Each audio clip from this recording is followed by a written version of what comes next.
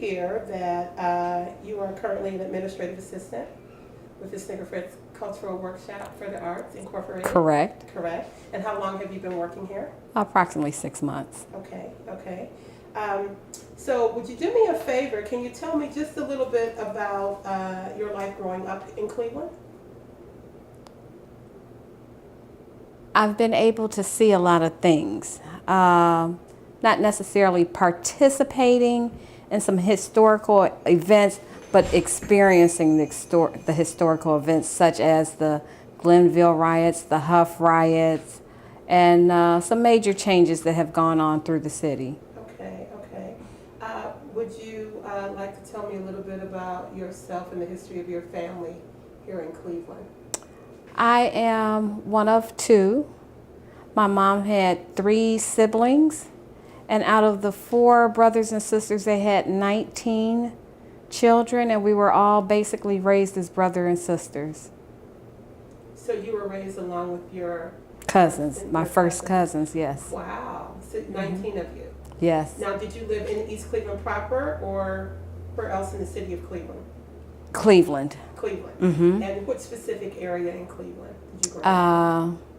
The Woodland area, the Cleveland area, the East Cleveland area. Okay, Woodland area. Mm-hmm. Now, did you attend elementary school in any of the areas that you spoke of? Cleveland and East Cleveland. East Cleveland Elementary School? Correct. What school did you attend in Cleveland?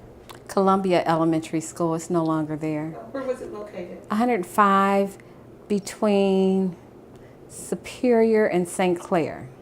Okay, Columbia. Mm-hmm. Okay. And where did you attend middle school? I attended Jameson, Robert H. Jameson Junior High School. Okay. That was the Harvard area. Okay, okay, okay.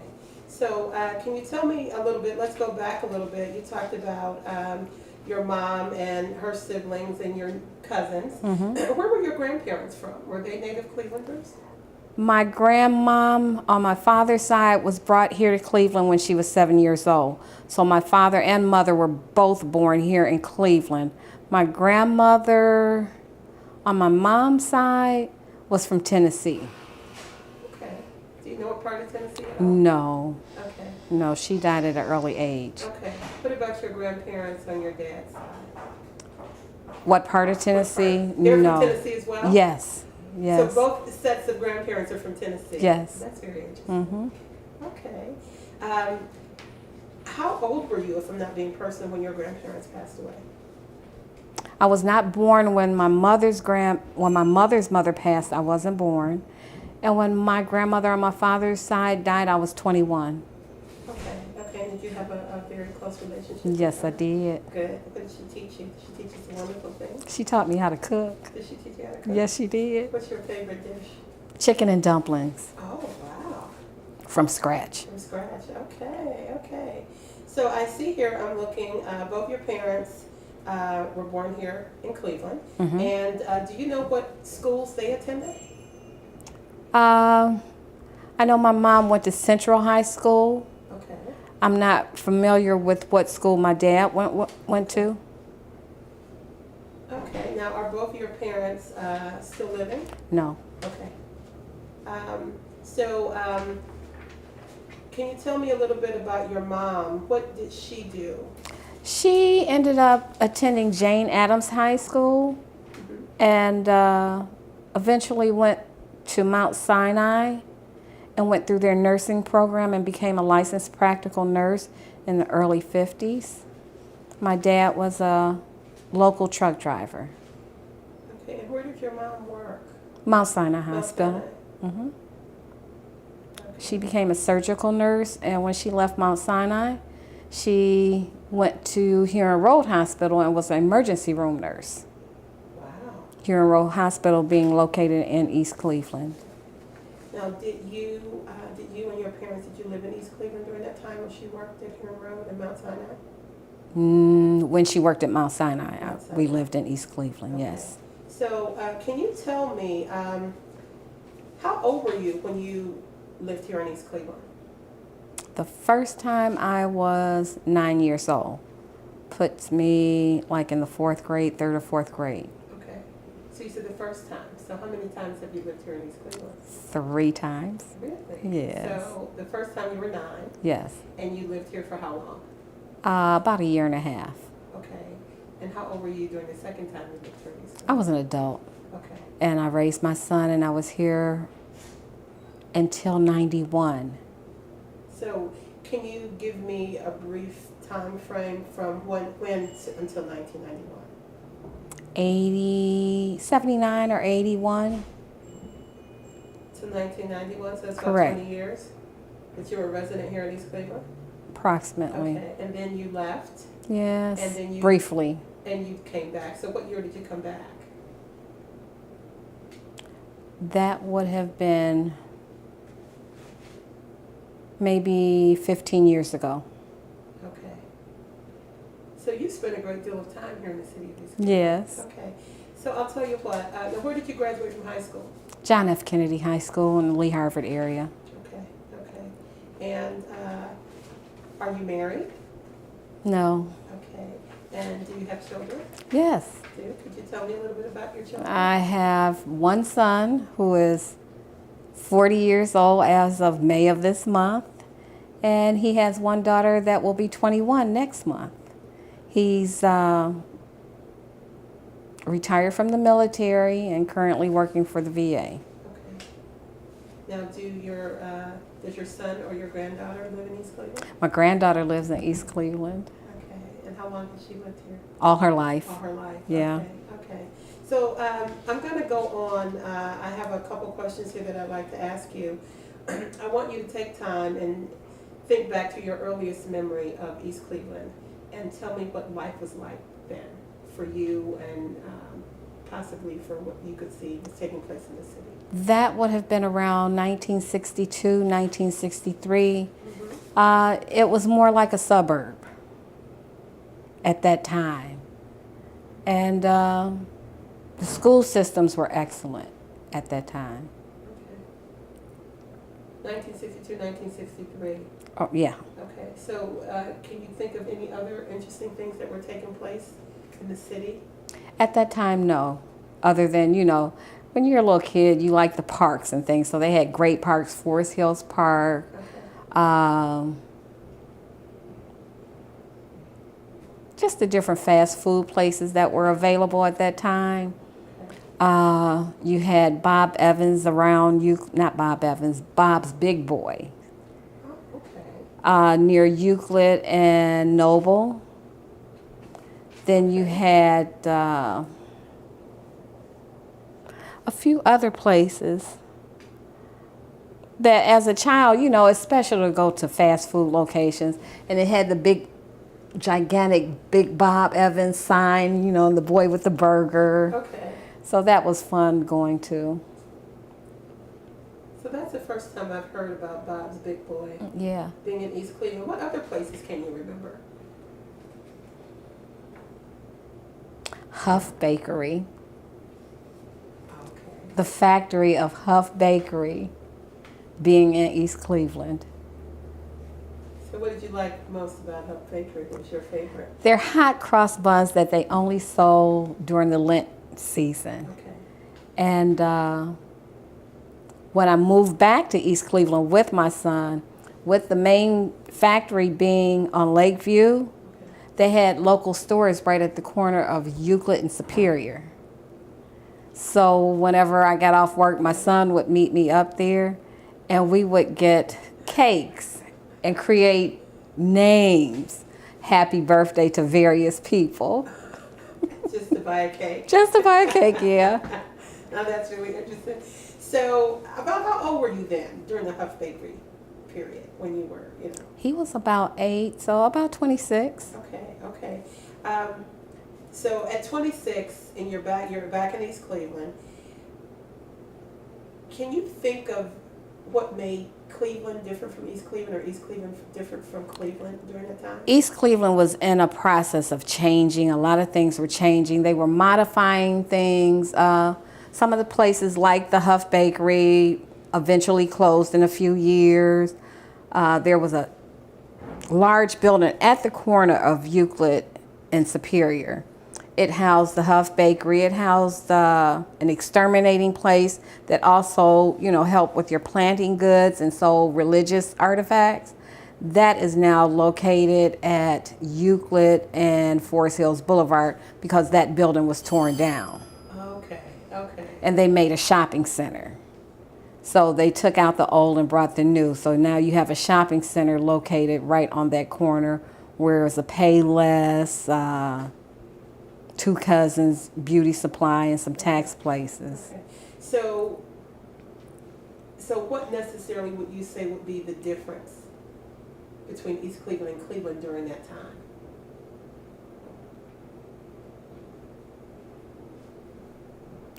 I can't think of any major differences because they were both struggling at the same time. Okay. And what year approximately would this have been? I would say late 80s, late 80s, mid to late 80s. Okay, okay. So I'll tell you what, can you tell me why your parents moved to East Cleveland initially? The education, the school system. The educational school system in East Cleveland? Yes. And that's what they wanted for you? Yes. Okay. And approximately how long did you attend school in the About a year and a half. For a year and a half. And that's the entire time you attended school in the East Cleveland school system? Yes. Okay. And that was during? Early to mid 60s. Okay. And elementary school? Yes. Okay. Okay, that's really good. Now, ironically, my teacher that I had in elementary school, my son ended up having that same teacher as his English teacher in high school. In high school? Yeah.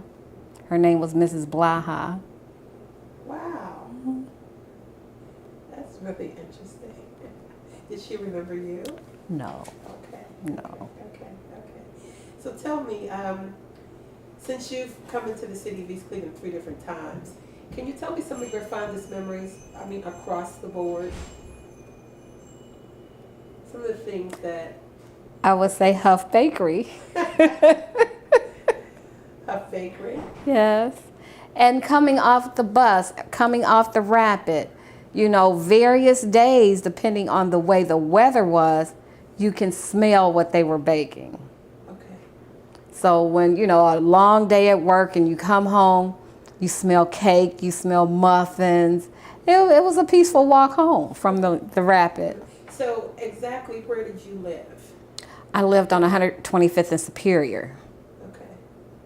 Now this is as you were an adult? Yes. Okay. And where did you live as a child? 129th and Eddy Road. Okay. So that's sort of more north of where you were initially? Yeah, Okay. kind of. Okay. I would say more east. More east. So, and where do you live now in the city of East Cleveland? Euclid and Noble. Okay. Sounds really good. So, your fondest memory, you said, has been of the bakery. Yes. And is that the only really great memory that you have about East Cleveland? Well, at that time, as an adult and raising my son, on that particular street, there was community-oriented situation. Okay.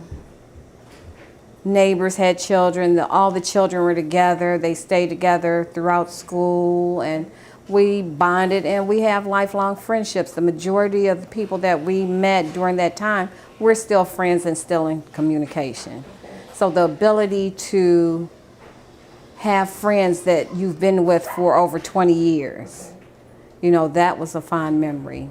Okay. And these are people that perhaps you went to school with as well?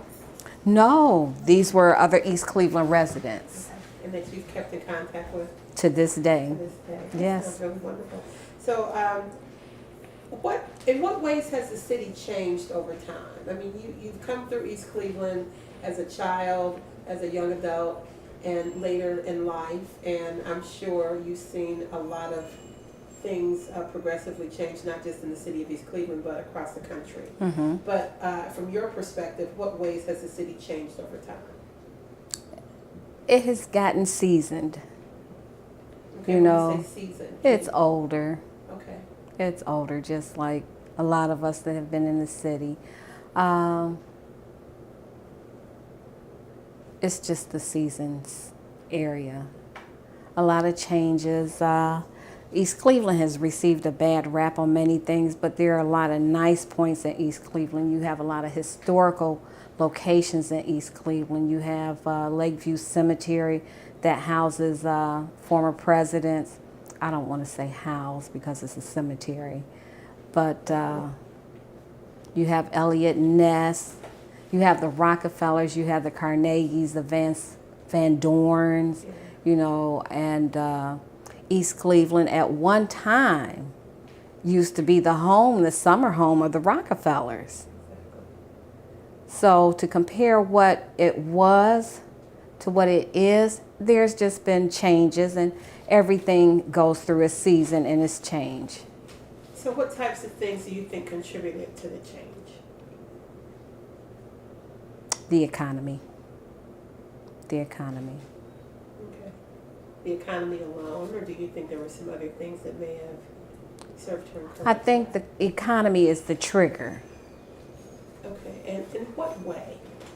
I mean, when you say economy, that's kind of broad across the spectrum. Is there any way that maybe you can?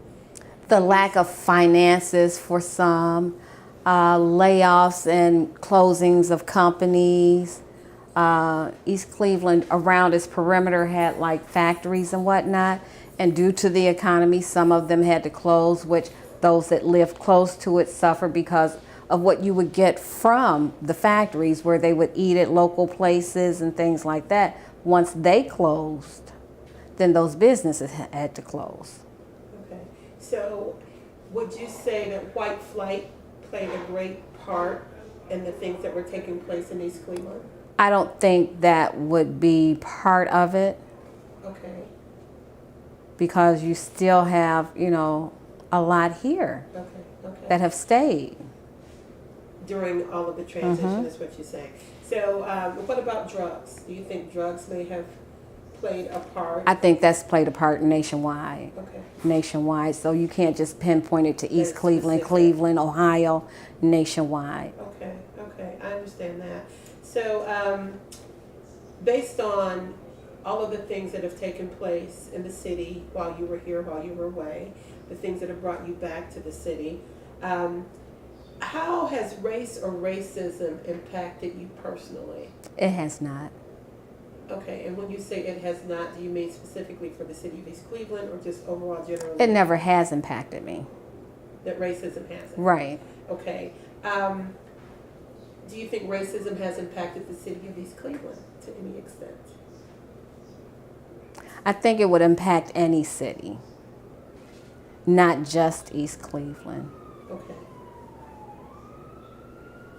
So, you don't think race or racism has impacted the city? No more than it has any place else Correct. in the country is what you're saying. Mm-hmm. So, what about inequality? Do you think that's impacted you on a personal level to any extent? No. Not at all? I can't say it's inequality. Okay. I would not use that term. That term? Right. Would you share with me a term that you would use? As to how the economy has affected me, I would say the lack of jobs. Okay, so racism and inequality you don't think has played a role on any level to any of the things that have impacted the city? Not directly to Not me. directly. Right. But what about the city? What about directly to the city? I think it, again, that would be on a national, state level, all levels. Okay.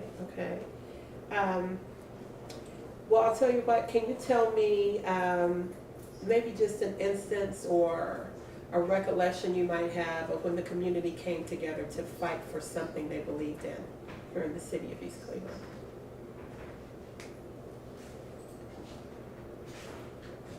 Not offhand, I can't think of anything. You know, I can think of different community activities they had, but not so much in support of anything in particular. Okay. So let's go back just a little bit. You talked very early on about the Hough riots and the Glenville riots and that sort of thing. Were you living in East Cleveland during that time? Or were you No, Cleveland proper? no, I was living in Cleveland proper. Okay, so I was actually living off 105 in the Glenville area during the Glenville riots as an elementary school student, and we had to walk to and from school with the tanks driving up and down the street, and the soldiers with their guns. You know, you walk right by a soldier and say, "Hey," you know. That was different. that was different. That was different, and you know, after a few days, it became the norm. But you know, when you get home from school and your parents or grandparents have the news on, you see a lot of these, you know, businesses that you walk by going to school is burned up. Then the next morning you see it burn up. You get the smell of what was going on. It was traumatic sometimes going to school. But we all stuck together as a community back then. So if it's 20 coming from school, as we get to each block, everybody separates. But we did stick together as children. That's what we were instructed to do. And what were you told about the riots when you were growing up? Do you remember anything that was said specifically about what We took weren't, place? as children, we weren't really told, or nothing was explained other than this is what you do to get to school, this is what you do to get home. If this happens, this is whose house you stop by. Not so much as what the reason of the riots were. Okay. And that was for the Glenville riots. The Hough riots, I just happened to be over my aunt's house, and her husband was having a fish fry. And she was councilwoman of that area. And when the Hough riots started, she went out, and my mother and my aunt was like, well, that's our aunt, so they went out with her. Okay. That was interesting, listening to the gunfire and the screams, and you know, I was on my way to junior high school. Okay. And that was scary. That's when I turned my life over to the Lord. Okay. That night. So can you tell me, you said your aunt was a council person. Great aunt, yes. Your great aunt was a council person. Who was your great aunt, if you don't mind? Carrie Kane. Okay. And she was a council person in For the Hough. For the Hough area. Yes. Okay. What about the institutions that surround East Cleveland? Do you think, to any extent, they have had an impact on the city around the perimeter of East Cleveland? The institutions like GE has had an impact because their tax base helps support East Cleveland. The loss of Huron Road Hospital has definitely affected East Cleveland. And I'm trying to think of what else would be around the perimeter. You still have RTA in the city Okay. of East Cleveland. So that's still income for the city. Is that? But due to more economic budget cuts, you've had schools torn down. Roselle Elementary School is now torn down, which that's the school I attended. Okay. That's the school my son attended, and that's the school my granddaughter attended. Okay.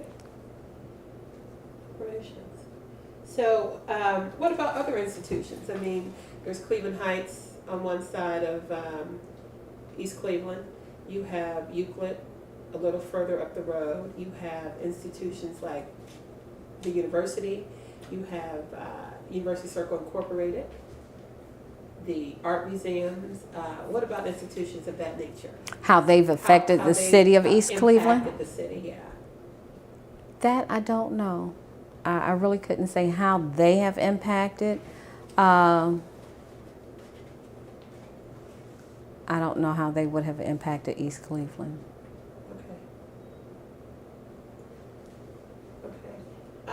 So I want to ask you, what would you be prepared to do to make East Cleveland a better place to live in?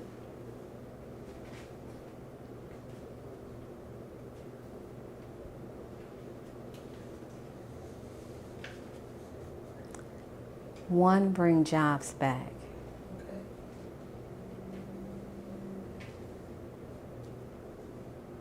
And bring the hospital back. If I had the ability to do those things. And bring a major hospital back? Yes. Okay. That's all you'd like to see take place? To start, yes. Because if you bring the hospital back, you're bringing construction work back, you're bringing staff back, you're bringing medical institution back, and possibly an increase in the Cleveland police force, because then you're bringing taxes back with the construction and the work. That would be a start. That would be a start. So what is your vision for a future East Cleveland? If you could pencil it out or say... To eliminate any threat of East Cleveland being taken over by another city. Okay. So you perceive that there are threats of that taking place? There have been. There Of have been. Been taken over by others. So that would be the first thing that you would like to see? For East Cleveland to stay independent. To be independent? Yeah. What types of things do you think it'll take for East Cleveland to remain independent?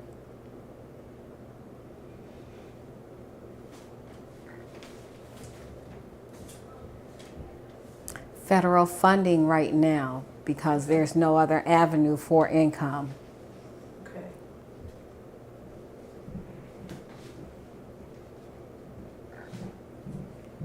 Let's see here. I want to couch this question the right way. Tell me about major issues that you feel that need to be addressed in order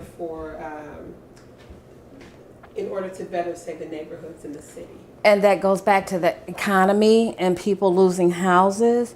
You have a lot of abandoned houses in the city of East Cleveland, and I would think getting those abandoned houses torn down, that would provide more safety for what residents are left in the city. Abandoned houses. Mm-hmm. Okay. Are there other issues that you feel that need to be addressed besides just the abandoned houses?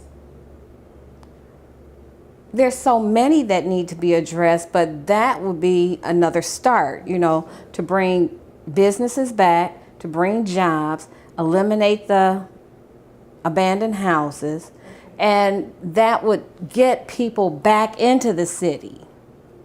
Okay. Because with your, abandoned houses and not safe areas, people don't want to come into the city. So, that's a start. Getting the jobs back, get a major hospital back, eliminate the empty houses. The empty houses. Mm-hmm. What about the educational system here in the city of East Cleveland? They've been good. Chambers has a very good program. Shaw has an excellent program. They provide an excellent educational program. It's just, how do you get your youth interested in it? Okay. And when you say educational program, what type of program? Their curriculum, they have various curriculums. They have, what's that word? I can't think of it. Where they have a great college program, a college prep program, and they have programs that if you're not college oriented, that you can go into a career. They have a cosmetology program. They used to have an auto mechanics program. So they have nice programs and curriculums that the kids have a selection. It's just retaining the children into the school. Okay. So is there anything else that you'd like to share with me about living here in the city or your experiences? For others who may listen to this interview, what is it that you would like to say? Not to look at East Cleveland as a negative area. It's not as dangerous or unsafe as people are perceived by the media. I've lived here, and you're going to have problems everywhere, and East Cleveland is not as dangerous as people think it is. Okay. Do you think perhaps there are underlying reasons why East Cleveland is portrayed in such a negative? One of the underlying reasons is the media. You know, things happen everywhere, but when it happens in East Cleveland, the first thought is, oh, there's East Cleveland again because of the things that have happened. And there's recently a lot of things that's been going on. But if they had a better budget, they would have a, larger police force to handle those things. So why do you think, or do you think there are underlying reasons why the media focuses on East Cleveland? I don't think they focus on East Cleveland, but say you have a reporter listening to a scanner. He hears East Cleveland, he knows, oh, I'm going to that. Opposed to if he heard something in Shaker Heights. Okay. So earlier I talked to you a little bit about, I asked about race and racism and inequalities and that sort of thing. So do you think perhaps there's some level of bias with the media when it comes to the city of East Cleveland, where race or racism is concerned? No. No, and I know the question you're asking. I have to honestly say no, because it's not based on color. Crime doesn't have a color. Okay. So when you say that the media, if someone's listening to a scanner and they will choose to make the drive to East Cleveland before they make the drive to Shaker, how is that to be interpreted? Economically. It's an economic. So economically, the reporter is choosing to report about the crime here in East Cleveland because of the economic situation here versus in Shaker. Right. Okay. So what about maybe, if not racism, classism? Do you think that's affected? Yes. Okay. And in what ways and how do you think classism? I really can't pinpoint that or, break it down or explain it. But that's the best way to say it, classism. It's classism. Yeah. Okay. There's no more to add or take from that. Okay. So overall,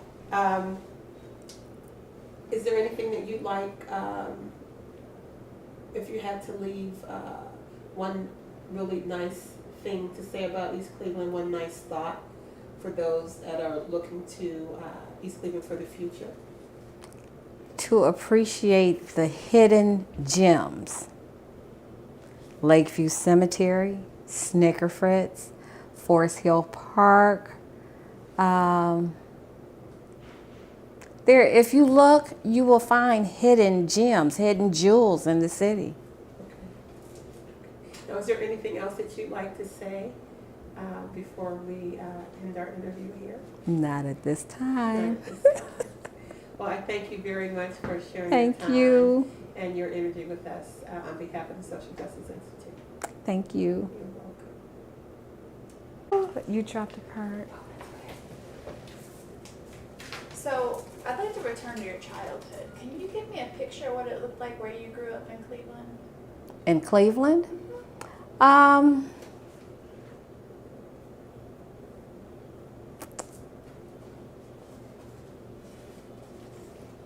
I want to say a community where you can walk a few blocks and be at the butcher store, the bank, the grocery store, the drugstore that had the stools that you could swivel around in, and basically a safe area at that time. Did you live in an apartment, a house? No, a two-family house across the street from a major high school, Glenville High School, at the time. And did you live with both your parents? No, I stayed with my father and grandmother. And this is in Cleveland? In Cleveland, off 105th and near St. Clair. And you have one sibling? Yes. Was it your Sister. Sister? Did Yes. she stay with you as well? Yes. Mm-hmm. So where was your mom? In nursing school. In nursing school. And once she got her nursing degree and got settled into her nursing employment, then we went to stay with her, and that's when we moved into East Cleveland. So who were your friends? Our neighbors that were on the street. And as the riots began, all the children were informed, and we knew that everybody on this street, we stayed together. We leave at the same time, we go to school, we come home at the same time. So you would say 10 kids off this street, 10 kids off the block around the corner. You know, you may have 30 little children walking together. We knew that all 10 drop off at this street, all 10 drop off at this street, and then we're on our street. And the older children on the street were responsible for the younger ones. So the first 2 weeks, you know, we were escorted to school, and then the older kids would bring us to and from school, and we knew to stay with them. And how long did the riots last? They were brief. The Glenville riots were not that long. The exact time and date, I can't remember. But did that change how you felt about safety? Yes, yes it did. It changed, but I was one of the younger children. I was not one of the older ones protecting the younger ones. So we had to do what we were instructed by the older, teenagers. They always walked behind us. We had to stay in front of them so they could watch us and, help us. And so you'd said that your son was retired from the military, right? U.S. Air Force. My branch.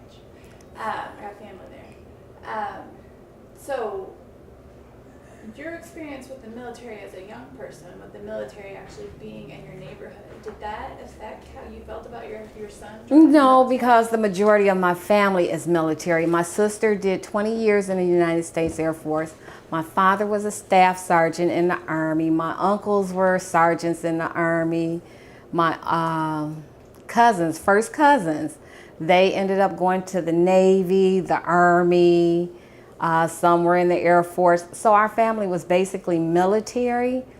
And as a child growing up, when the families all collaborated, it was always military stories. You're sitting around at holidays listening to the military stories. And as kids, we had questions, and my question was, do they really scream and holler at you in boot camp? And do you really crawl around in the dirt and go out in the woods and things? And it's like, yes, you'll never make it, is what I always heard. I don't get up early. I don't react well to screaming and hollering. And I am not an outdoors person with crawly things in the dirt.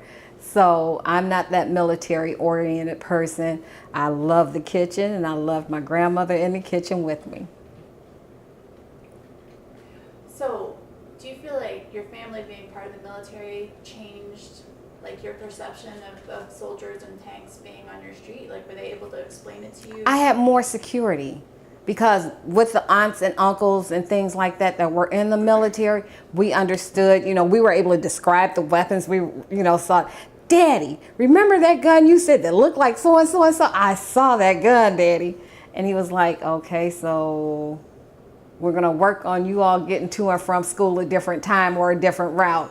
Because he understood what the weapons were. And as children, we didn't know, some of those were assault weapons or armor-piercing weapons of that nature, which they didn't really have bulletproof vests to, counteract some of those guns that they had. But as children, we noticed adults had started walking to school with us, which we didn't know or understand. But when you get little kids coming home describing what guns, it was exciting. Daddy was in the military, he used to shoot this. It's like, Daddy, was that the gun you used to shoot in the military? So it was like, yeah, when'd you see that? And was it a predominantly African-American neighborhood, or was it mixed? It was mixed at that time in the early 60s. Mm-hmm. And do you feel like your parents and parents of what your white friends, were they able to come together to work together to get all of you to and from school safely? Yes. And a lot of my dad's friends were of different ethnic backgrounds. His best friend's wife was Japanese. So, we didn't really interact a lot with the people on our street. We actually used Lake Erie as our backdrop and our playground. And during those years, you had every ethnic group down at Lake Erie. That was basically our playground.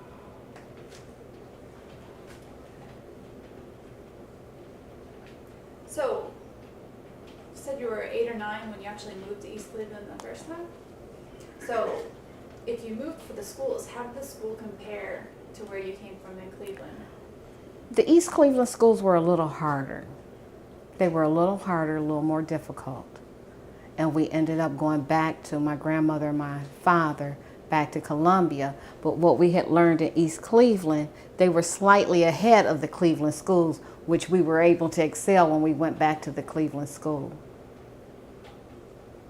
And at that time, East Cleveland was still a mixed neighborhood. Yes, yes, So, you said your mom worked at Huron Hospital? yes. How long did she work there? At least 5 years, if not longer, because I know I was pregnant with my son at the time, and she was the emergency room nurse.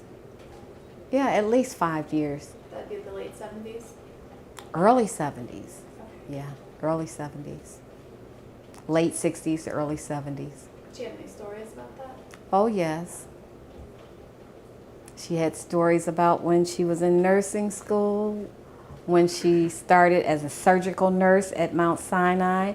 And we're little kids having dinner while she talks to her sister and discusses her first amputation while we're having dinner. Didn't sit well with my stomach. And just the different things that would happen in a surgical room, and the sterilization, the handing off of this surgical equipment to the doctor, and then some of the strange events such as a full moon at an emergency room. They never liked working during the full moon because whatever happens, it was just a lot of chaos that would come in. Did she ever talk to you about how it was to be a working mother? Like what it meant for her to have a job? No, because a lot of our family were, working mothers, even though a lot of the relatives had 2 parents, they were all working, and that's where the responsibility of the 19 cousins came in. We all watched each other or our other, our second generation children. It must have been a blessing to have such a large extended family. I can look back now and see that it was, and it was normal to us, so it didn't seem any different. That was just the norm. And when I can look back now, I see that they intentionally set it up, because now when something happens, we all come together as that group again. And it's as though we were never separated. So, you said a little bit, is during the Glenville riots that you turned your life over to the Lord? Hough riots. The Hough riots. Hough riots. That was in about 65 or 66. Can you talk about that experience?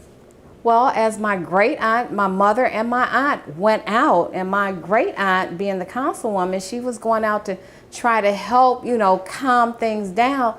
But, I'm about 12 now, and we hear gunfire, and we've already experienced the Glenville riots, so we know how dangerous it is. And it was just excitable. Our great aunt's husband had all the kids get under the bed, because the gunfire was going by the houses, and we hear windows breaking, people screaming, I've been shot. That was traumatic. And that night, as my cousin and my sister and I were under the bed, it's like, if we live through this, I'm going to get baptized. I'm going to have the Lord save me. And you could just hear the gunfire, the people running, screaming. That was awful. And what my grandmother had instilled in us is to always look to the Lord. And that was my answer for salvation. Did you feel really nervous after that? Like at 12 years old, like when you hear loud noises? We talk a lot about post-traumatic stress disorder now. Like, do you feel like you had any kind of reaction? I had to have, because we were scared. We were under the bed crying because we heard the screams of the people, and you could hear the footsteps of the people running, and you can hear the glass breaking. And if diagnosed maybe a year later back then, as we can be diagnosed now, I'm sure we all suffered some type of post-traumatic stress disorder and not been aware of it. And so, do you see any linkages between the Hough riots and the Glenville riots and race?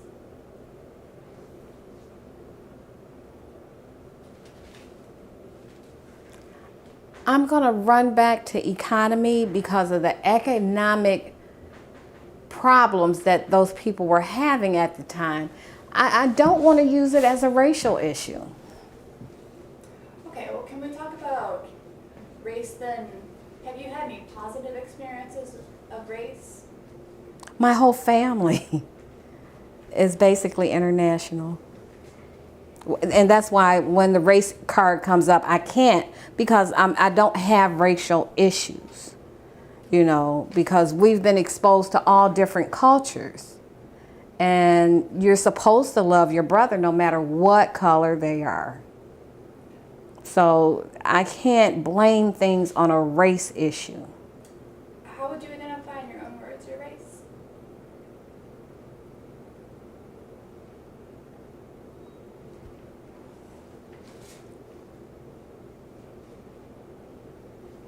A loving mother, a fluffy grandmother, a spoiled daughter, and that's the best I can do. So I think somebody looking from the outside would perceive you probably as African American. Have you ever experienced the Black Pride movement, the sense of unity with other people that look like you look? No, I haven't experienced that, but I have experienced some negative racial issues that I wasn't aware of because I wasn't exposed to it. So my first exposure to racism was very dangerous and traumatic. And it was a trip from Pensacola, Florida, back up to Ohio, and I was 19 years old, and I had my 9-month-old son, which is fair-skinned. And an individual was on the bus, and it was an older white guy. He was clearly drunk and came over to me and began to lick my face while I held my 9-month-old baby and said, "I see you like our kind." And I'm looking at the bus driver. I'm already sitting at the back of the bus because the bus driver asked me. I'm like, "No, I can't do that." He said, "Ma'am, clearly you're from up north. Could you please?" I did. And the gentleman came over and licked my face and looked at my baby, who was 9 months old, and said, "Clearly, I see you like our kind." And that was my first experience with racism.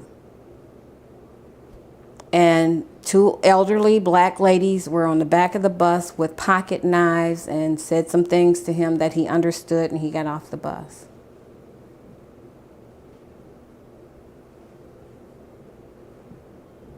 I'm sorry. It's not your fault.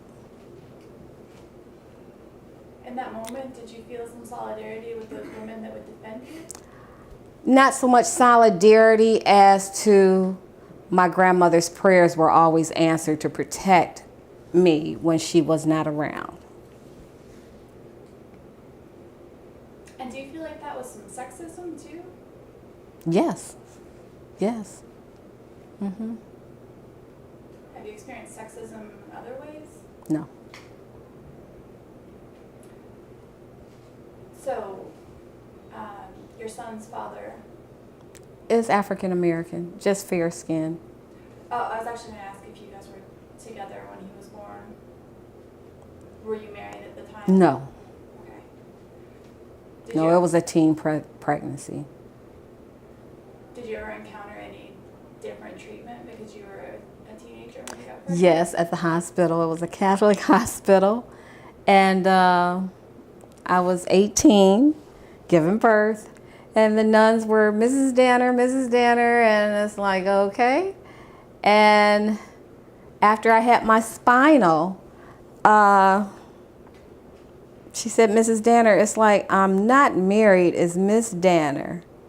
And the whole attitude changed with the nuns. I'm like, should have shut up. But, you know, they were still nice and polite and professional, but after that, their whole, you know, demeanor changed. How was it to raise a child at that age? I don't think it was different because it goes back to the family environment. My older cousins had done the same thing. So after watching how they took care of their children, which in turn, when they had to go to work, we were the babysitters. So it was normal for us. And does your extended family still live all in the Cleveland area? Majority of us do, yes.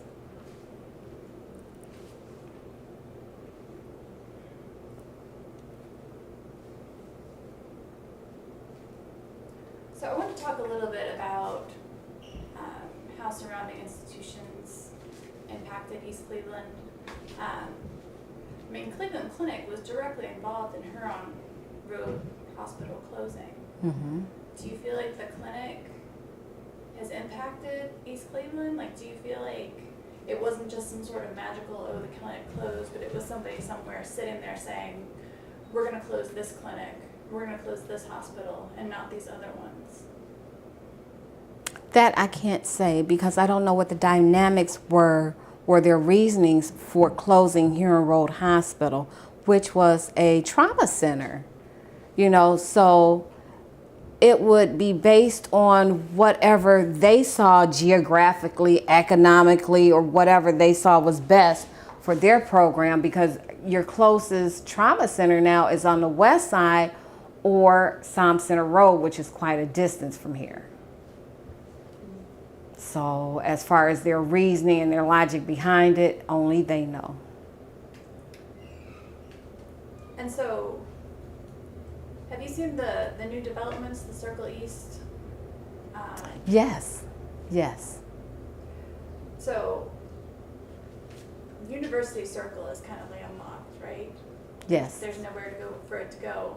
Correct. Except. Towards East Cleveland. How do you feel about that? Great, because that's bringing up the economy. That's bringing income into East Cleveland. So as you come that way from the west east, it's bringing it up. And do you think those job opportunities that might be made from that kind of development, do you think that those are going to be jobs for people in East Cleveland, or do you think they're going to bring jobs for other people? They're going to bring jobs for other people, because you'll have your construction jobs, your architectural jobs. They don't have architectural companies here in East Cleveland, nor construction company. They may have one construction company here. And you know, with the construction companies, you have to have the bid won. You have to win the bid. So there will be outside companies coming in, but they will be spending money in the city of East Cleveland. And so you had mentioned some things about safety. How do you feel about your personal safety? I'm fine. I'm fine. So with the recent cuts in the police force, do you feel like that's changed anything in the I'm city? fine.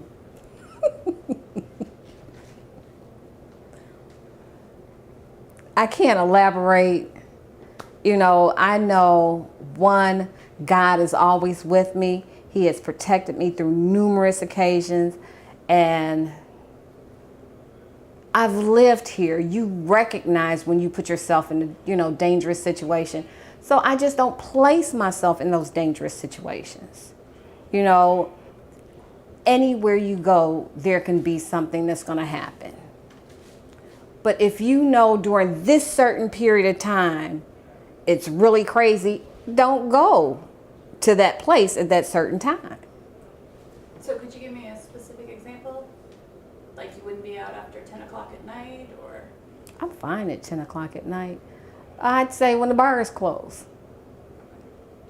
2:30 in the morning, I'm not going to walk outside by myself unprotected. How do you feel about your granddaughter's safety in East Cleveland? She's done well. You know, she's been born and raised. She has her own protection system, so she's fine.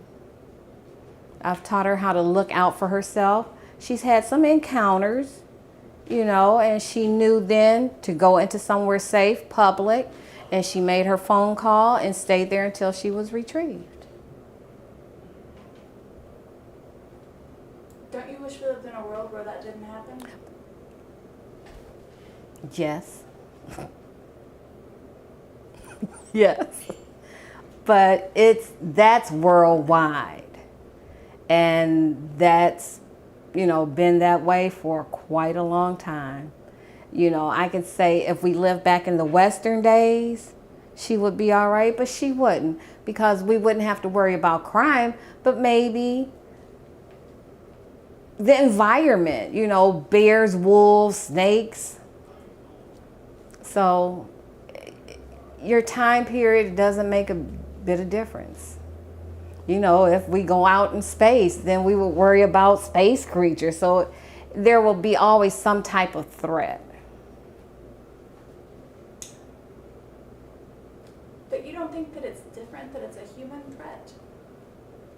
Well, bears, wolves, snakes can threaten humans. I would just hope that that we could somehow appeal to their better nature. Due to the circumstances of those people and whatever trauma, whatever issues those people have, they may not have that type of compassion.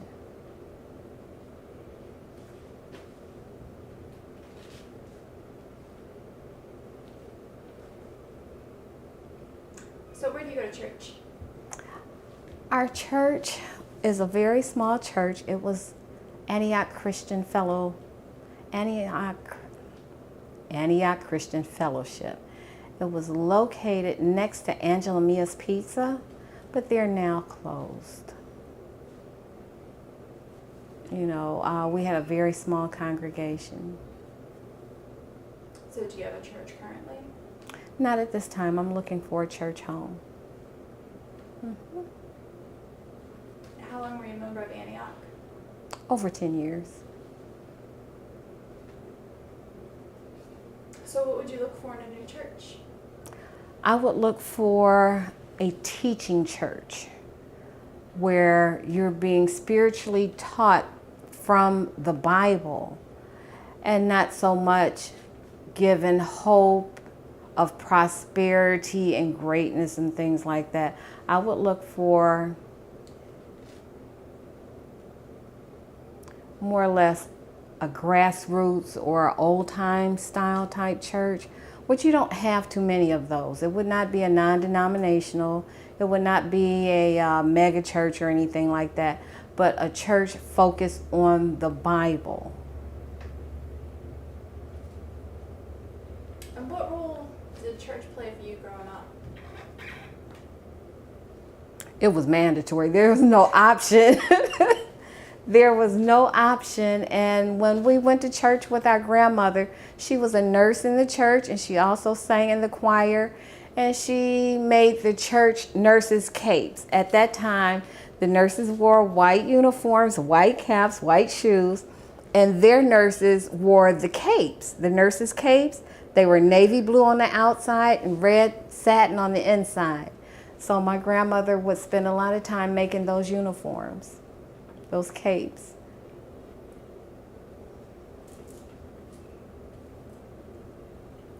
So, how old were you when Martin Luther King Jr. was assassinated? I don't know the exact age. I may have been in late elementary school, early junior high school. Did that impact you at all? It had, because I had met him. Yes, he had came to the parking lot of A.J. Rickoff, And that was maybe 67, 66, 67. So I was probably in junior high school. And to listen to his speech, to see him up on the podium speaking, and then they announced that he had got murdered, you know, that was like a celebrity for us. So that was a sad thing. What about John F. Kennedy? Do you remember where you were when he was assassinated? Yes. I was in school as well. And that was sad because you grew up with the Kennedys. John was the United States son. He was everybody's son, even if you were a little kid, you know, and Caroline. So that was quite hurtful.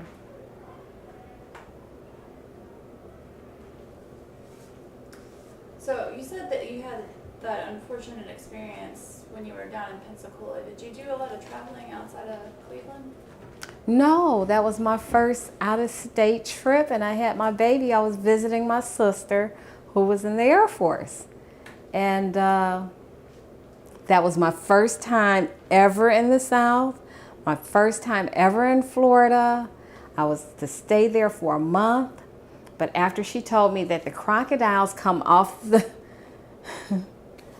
out the ponds and whatnot, and it was mating season, make sure the door is latched, because the baby was 9 months old and crawling. You know, make sure the door is latched. It just didn't, that formula did not work for me. And she was going on a date, leaving me on the base across from a federal prison. And I'm like, I want to go home right now. So she put me on a bus within hours so I can go back home. That was after my third day of being in Pensacola, Florida. It was that I'm across from a prison, I'm on a military base, I'm in swampland, there's creatures that will absorb and devour my child. I had to go. My grandmother always said, you know, if so-and-so jumped off the bridge, are you going to jump off too? No, it was her choice to be in the military, her choice to be stationed there. It was not mine, and I wanted to get back to my grandmother. And you lost your grandmother a little bit after that, right? Yes. My son was approximately 2. That must have been hard. I can see now it was devastating. I didn't know it was devastating then. That it was a post-traumatic situation, but I didn't know that.